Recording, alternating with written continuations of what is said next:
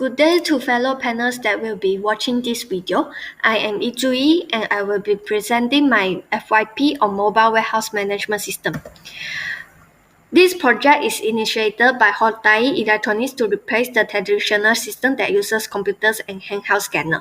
And this leads to our first problem statement, which is the mobility issue, because the current system is installed on computers with connected scanners, which is stationary. Although there is wireless scanner, but it is limited to memory and it still needs to go back to the computers to control and confirm the operations. When the mobility issue has been solved, then it leads to the second problem statement, which is the confusing warehouse interior, as now employees are free to move around in the warehouse and the risks are look alike when they are stored inside racks. An employee will take more time and more effort to find the racks that contain the required material. Hence, this project is developed with a few objectives. The first objective is to develop a mobile warehouse management system on Android scanner, and this is to increase mobility. The second objective is to visualize the warehouse map to save time. And the third objective is to develop path routing optimization to increase effectiveness of the warehouse operations. For this project, I have proposed a solution of mobile warehouse management system with two subsystems, inventory management and warehouse mapping. Under inventory management subsystem, there are two functions which are barcode scanning and generate reports. On the other hand, warehouse mapping has three functions which are visualize warehouse map, optimize the rack space utilization, and calculate the shortest path to the target rack. The technology deployed in this system is, in terms of software, is Microsoft Visual Studio 2019, Microsoft Azure SQL Server for database, Azure Ad Service for backend service, and in terms of hardware, the system will be installed on MC3300x Mobile Computer, which is an Android scanner. This is the architectural diagram of the system. Employee will use the Android scanner or the device to do all the warehouse operations, and the data of the operations will pass to the web service via internet, and the web service will process the data and perform SQL query on the database. After that, the database will return the message to the device via web service, and the device will display the message on screen to enrich the employee.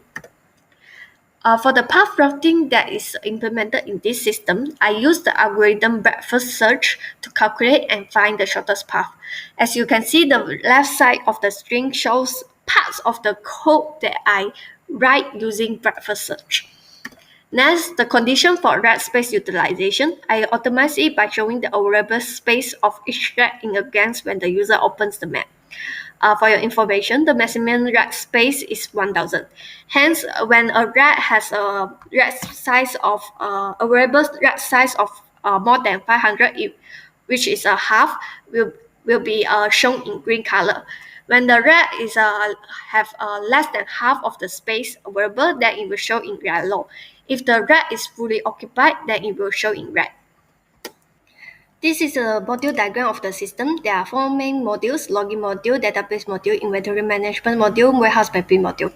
In my proposed solution, inventory management module has two main functions, which is barcode scanning and generate reports. As you can see, the first three use cases will be under the barcode scanning, and the wheel report will be under the generate report. Warehouse mapping module will have, in my proposed solution, has three main functions, which are visualize warehouse map, which is indicated by view warehouse map, and the second is the optimize rack space utilization, which is indicated by show racks with size, and the third function is calculate the shortest path to the target rack, which is indicated by show path to racks and make requests. Make request is additional functions for user to make requests to find the racks that contain the required materials. To the system demo, first we will look into the login and home screen. For the login screen, it will prompt for login ID and password. When the user keys the login ID and password and press at login, this login ID and password will pass into the database to find matching. If there is no matching, it means that the user is not authorized, or the login ID or password is invalid. And in this case, this is an invalid login ID and invalid password, indicating this user is not an authorized user for this system.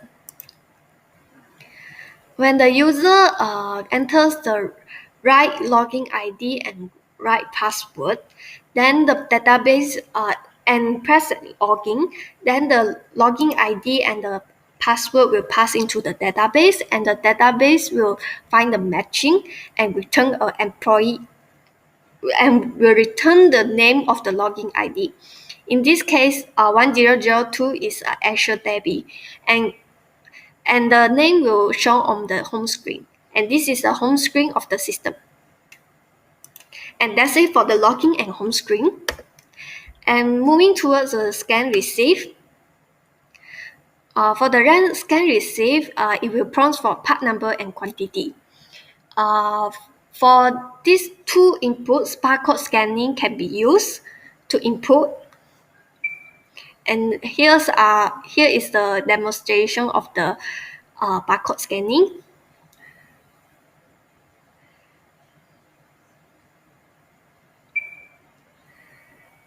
And after scanning and the data has been inserted into the right input area, and press enter, a pass message is popped up, indicating the data has been inserted into the database.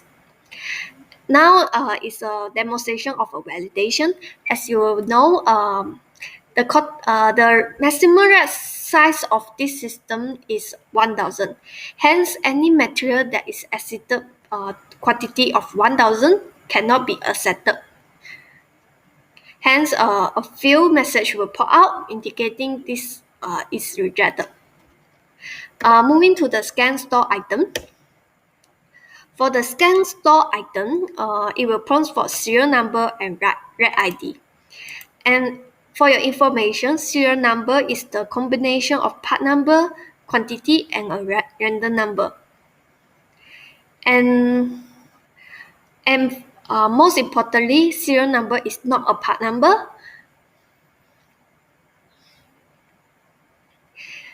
In this demonstration, it will post out a fail message because the serial number is not a valid serial number.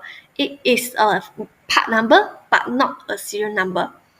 So a valid serial number should be entered in this context to successfully inserted into the database. In this case, this is a valid serial number. And a pass message is popped up indicating the data has been inserted into the database. And that's it for the scan store item. For the scan issue item, it is similar to store item. It prompts for a serial number and production line number. And it's similar to the receive and store item. Barcode scanning is enabled. And as you know, part number is not a serial number.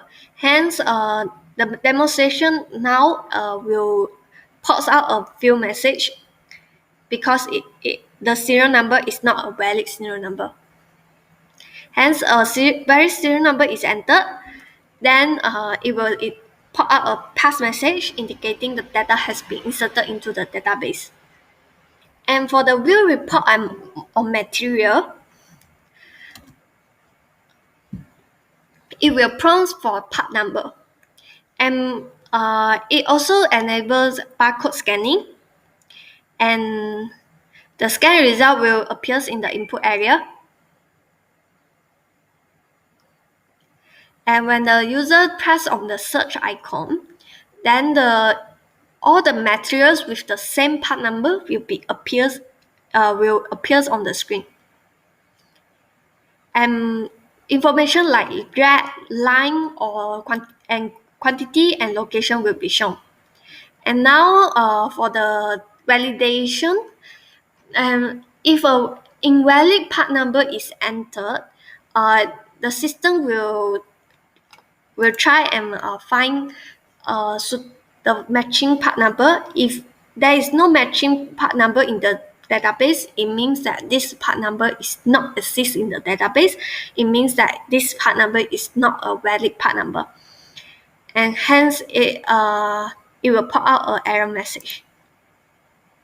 And that's it for the view report. And for the view warehouse map, it will the warehouse map is generated by the system as shown as on the video display. As you can see, the racks are displayed in colors, and there are 3 colors, which is green, yellow, and red. And the rack can be pressed and to check out the exact rack size, and there is a navigate button on it. And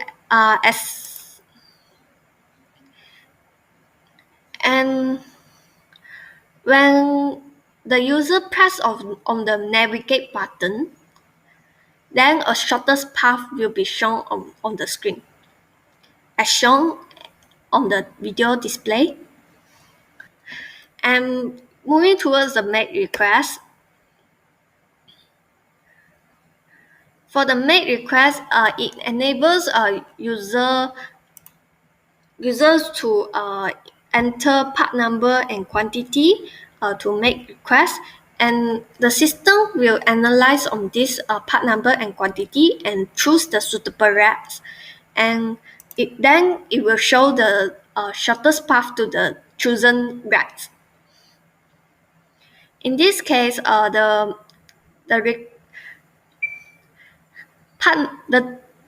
prompt part number can be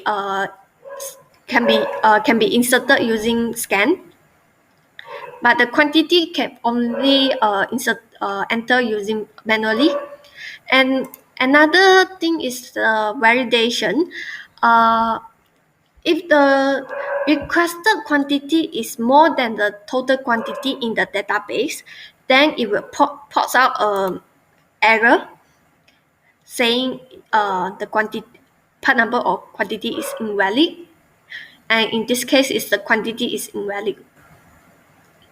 Now I will be showing a valid request, a successful request.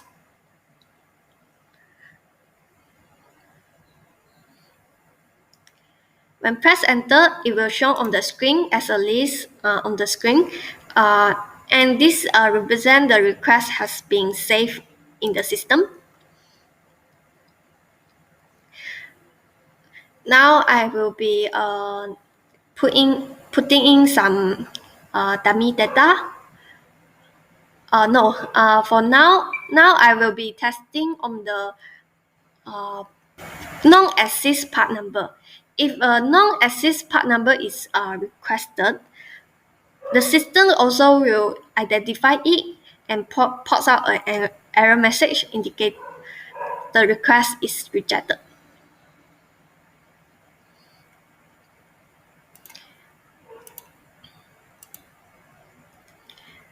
Here is the dummy.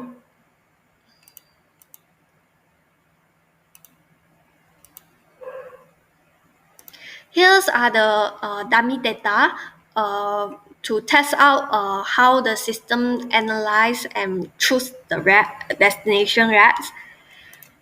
And when the user press on the arrow button on the bottom, then it will go back to the warehouse map and it will display the shortest path. In this case, rack 1 and rack 10 contains all the materials that is requested just now in this scenario. And that's it.